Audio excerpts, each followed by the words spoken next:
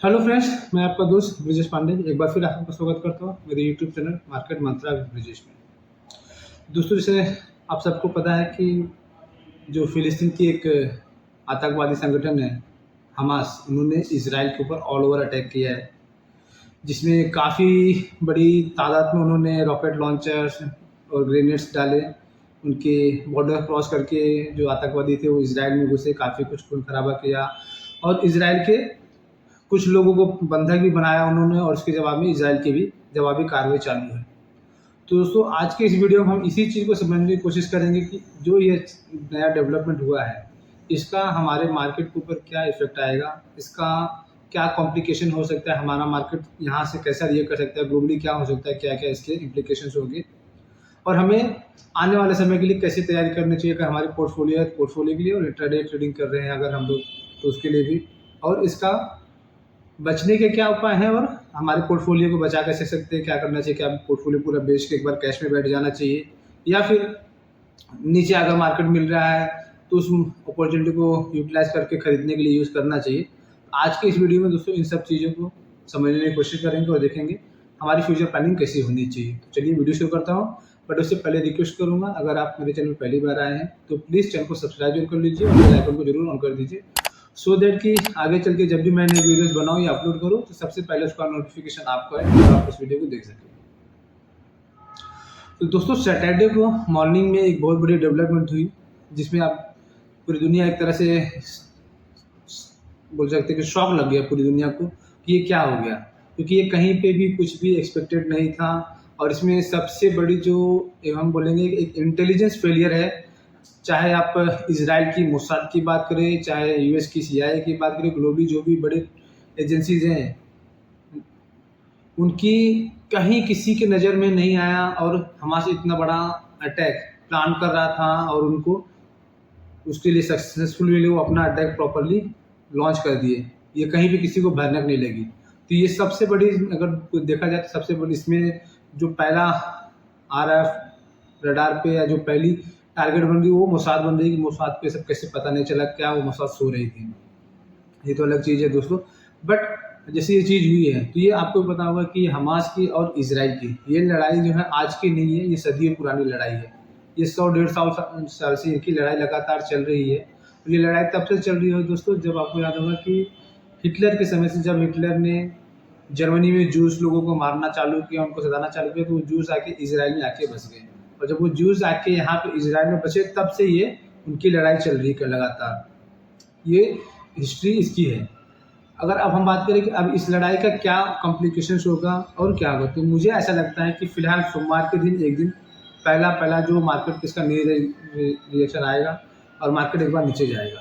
और मार्केट एक बार नीचे जाने के बाद उसके बाद देखेंगे कि हो सकता है अगर ये लड़ाई हमास और इसराइल के बीच में रह गई तो इसका इतना ज़्यादा इफेक्ट नहीं आएगा। लेकिन अगर ये लड़ाई फैलती है, इसके थोड़ा और एडवांस वर्जन में जाती है, इसमें दूसरे देश भी इन्वॉल्व होते हैं, तो इसका बहुत बड़ा इफेक्ट आएगा। वो क्यों आएगा? क्योंकि आप देखिए, ये जो लड़ाई चल रही है गल्फ कंट्रीज़ में चल रही है।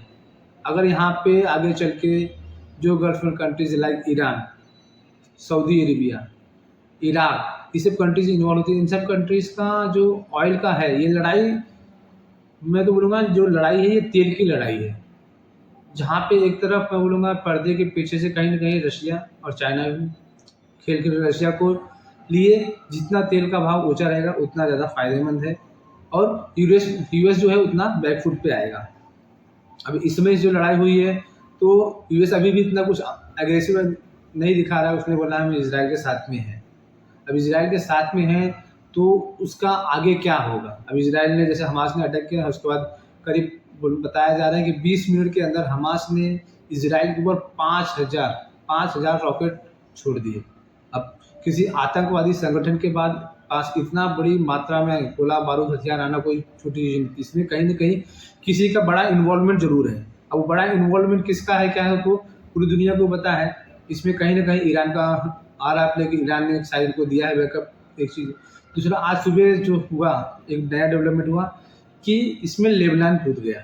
अब लेबनान क्या है? लेबनान ईरान का पपेट है। जैसे पाकिस्तान चाइना का पपेट है, जो चाइना बोलेगा उस हिसाब से पाकिस्तान को करना पड़ता है, वैसे ही लेबनान जो है वो ईरान का पपेट है, ईरान जो बोलेगा जैसा बोलेगा वो लेबनान करता है। अब लेबनान ने आज सुबह करीब सुनने में आ रहा है करीब 7,000 रॉकेट इजराइल के ऊपर लॉन्च किए। वो अलग बात है कि इजराइल की डिफेंस सिस्टम जो एयर डिफेंस सिस्टम है काफ़ी स्ट्रॉन्ग है, तो इतना ज़्यादा तबाही नहीं हुई, नहीं लगन ये तबाही बहुत ज़्यादा हो सकती है। जैसे कि हमास ने 5,000 रॉकेट जो छोड़े थे, उसके बावजूद इजराइल में इतनी बड़ी तबाही नहीं हुई। क्यों नहीं हुई? वो हर कोई बोल रहा है आज के दिन में। इजराइल का हमने सुना था उनका जो डोम सिस्टम है, एयर डिफेंस सिस्टम है, बहुत स्ट्रांग है। वो कहाँ गया, कैसे गया, इन्होंने इतने अटैक कर दिए। ठीक है, अटैक किए, बट उस सिस्टम की वजह से ही इतनी बड़ी तबाही नहीं हो पाई। नहीं 5,000 या 7,000 जिस हिसाब से न्यूज़ आ रही है इन्होंने छोड़े हैं, तो इजराइल में बहुत बड़ी तबाही हो सकती थी। अब आने वाले जैसे लेबनान अगर आ रहा है अंदर, लेबनान इसमें इंक्लूड होगा, तो कहीं ना कहीं आगे चल के इसमें हो सकता है ईरान के ऊपर भी आ जाए, ईरान भी इंक्लूड हो जाए।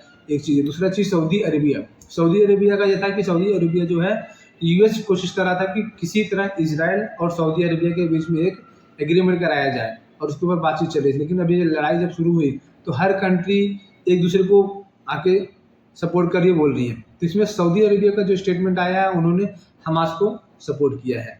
अगर सऊदी अरेबिया भी हमास को सपोर्ट कर रहा है, ईरान का ऑलरेडी हमास को सपोर्ट है, अगर ये गल्फ कंट्रीज इंक्लूड होती हैं, आप देखेंगे इसका बहुत बड़ा इफेक्ट आएगा क्रूड ऑयल के ऊपर। और तो आपको पता होगा दोस्तों कि पूरी दुनिया जो चलती है दो ही चीज़ पे चलती है, एक तेल पे, एक हथियार पे। जैसे मैंने बताया दोस्तों कि पूरी दुनिया दो चीज़ पे चलती है, एक तेल पे, एक हथियार पे। तेल गल्फ कंट्रीज के पास है और हथियार रूस और यूएस के पास है। तो यूएस जो है, यूएस कभी न कभी चाहता है कि ये थोड़ी बहुत लड़ाई छोटी मोटी चलती रहे, जिससे कि उसके हथियार बिकते रहे। बट अगर ये लड़ाई कहीं छोटे मोटे लड़ाई से बदल के फुल फ्लेजेड वॉर में कन्वर्ट हो गई, तो ये दुनिया के लिए बहुत खतरनाक हो जाती है। क्योंकि देखो, आपको पता हो जब सेकेंड वर्ल्ड वॉर हुआ था तो एक छोटी सी चिंगारी थी जिसकी वजह से पूरी दुनिया में वर्ल्ड वॉर फैल गया था। एक तो यूएस यूक्रेन का, अपना यूक्रेन और रशिया का चल ही रहा था। यहाँ पे जो तलवार लड़की हुई थी वो किस पे लड़की थी? ताइवान के ऊपर। कहीं चाइना ताइवान को इन्वेड न कर दे, ताइवान के ऊपर जाके अटैक न कर दे। लेकिन ये मार्केट में कहीं पे भी ऐसा डिस्काउंट नहीं था कि हमास जो है वो इजराइल के ऊपर इतना बड़ा अटैक कर देगा और Israel full fledged war declare कर देगा। तो एक चीज़ याद रखना दोस्तों, मार्केट उसी चीज़ के ऊपर ये करता है जिसके ऊपर मार्केट को कहीं पे कुछ अंदेशा ना हो, मार्केट उसको चीज़ को ना सोच रहा हो। ये मार्केट के प्रेडिक्शन में या रिएक्शन में कहीं पे कुछ भी नहीं था। तो जब अनएक्सपेक्टेड होती है तो मार्केट उस पर एक बहुत जोर से रिएक्शन देगा। तो मंडे को मार्केट, मुझे लग रहा है मंडे को मार्केट जरूर गिरेगा। अब कितना गिरेगा वो देखेंगे, जिस हिसाब से उसकी इंटेंसिटी क्या है, बट मार्केट मंडे को गिरना जरूर चाहिए। और क्रूड ऑयल में एक मुझे अगर मंडे के दिन एक अपर सर्किट भी लग जाए तो कोई मुझे सरप्राइज नहीं होगा। और क्रूड में जितनी तेजी बनेगी मार्केट, इक्विटी मार्केट के लिए वो उतना ही नेगेटिव होगा। अब ये नए नए डेवलपमेंट हो रहे हैं, हर घंटे हर समय नया नया डेवलपमेंट हो रहा है, तो इसके ऊपर नज़र बना के रखिए। यूएस अपना इजराइल ने वहाँ की जो फिलिस्तीन की जो वहाँ की जो गाजा जो सिटी है जहाँ से ये आतंकवादी लोग ऑपरेट कर रहे हैं, तो वहाँ के लिए वार्निंग इशू कर दी है कि जो भी सिटीजन्स है इस गाजा को खाली कर दे। अब ये वार्निंग इशू करने का मतलब ये है कि अब आगे चल के इजराइल गाजा पे कहीं पे भी कुछ भी किसी भी तरह का अटैक कर सकता है, किसी भी तरह की बम्बार्डिंग कर सकता है। तो अगर ये चीज़ें एस्केलेट होती हैं, वहाँ पे निर्दोष लोग मारे जाते हैं, तो जितने निर्दोष मारे जाएंगे उतना गल्फ कंट्रीज का सपोर्ट जो है ये हमास को मिलेगा, जो आतंकवादी संगठन है। अब इसका इम्प्लीकेशन यही है, आगे के ऊपर हम नजर इसके बनाए रखे देंगे। जहाँ तक अगर किसी का पोर्टफोलियो है तो पोर्टफोलियो में बोलूँगा इतना जल्दबाजी में कोई बेचने की कोशिश ना करें। अगर आपके पास है, अगर आप लीवरेज में नहीं है, अगर आपने अपने पैसे पे लिया है तो आपको डरने की आवश्यकता नहीं है, आप वेट कीजिए। ये थोड़ा एक पैनिक का सिचुएशन जरूर बन रहा है, बट इसको इतना जल्दी खाली करने की जरूरत नहीं। अगर आप लीवरेज पे है तो लीवरेज में मैं बोलूँगा थोड़ी बहुत पोजीशन आप रिड्यूस कर लीजिए, या फिर उसको ऑप्शन के थ्रू, पुट के थ्रू अगर आप कर सके तो उसको थोड़ा हेज कर लीजिए, सो दैट कि अगर इनकेस मार्केट में यहाँ से कोई बड़ी गिरावट आए तो आपके जो लीवरेज पोजीशन है उसमें गिरावट, लीवरेज अगर हो सके तो आप उसको कम कीजिए। ट्रेडिंग वालों के लिए जैसे मार्केट हम लोग ऑलरेडी बोल ही रहे कि सेल ऑन राइज है, तो मार्केट के लिए एक और बड़ा ट्रिगर पॉइंट बन गया है जहाँ पे मार्केट गिर सकता है।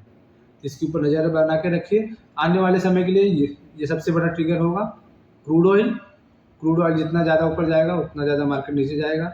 और यहाँ पे गल्फ कंट्रीज कैसे इन्वॉल्व हो रही है, गल्फ कंट्रीज का कैसा सपोर्ट मिल रहा है। जैसे मैंने बताया कि लेबनान ने ऑलरेडी इजराइल के ऊपर अटैक कर दिया। अगर लेबनान के ऊपर इजराइल अटैक करता है तो हो सकता है लेबनान के सपोर्ट में ईरान आ जाए।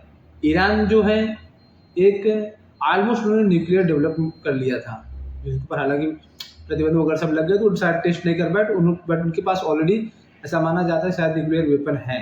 तो अगर ईरान इस युद्ध में सम्मिलित हो जाता है तो वो बहुत ज़्यादा खतरनाक चीज़ होगा मार्केट के लिए और वर्ल्ड वाइड के लिए। तो इसको पर देखेंगे हम। बाकी अगर कुछ नया और डेवलपमेंट रहेगा तो हम आपके साथ में ज़रूर शेयर करेंगे। आप उसके लिए हमारे चैनल पर बने रहिए।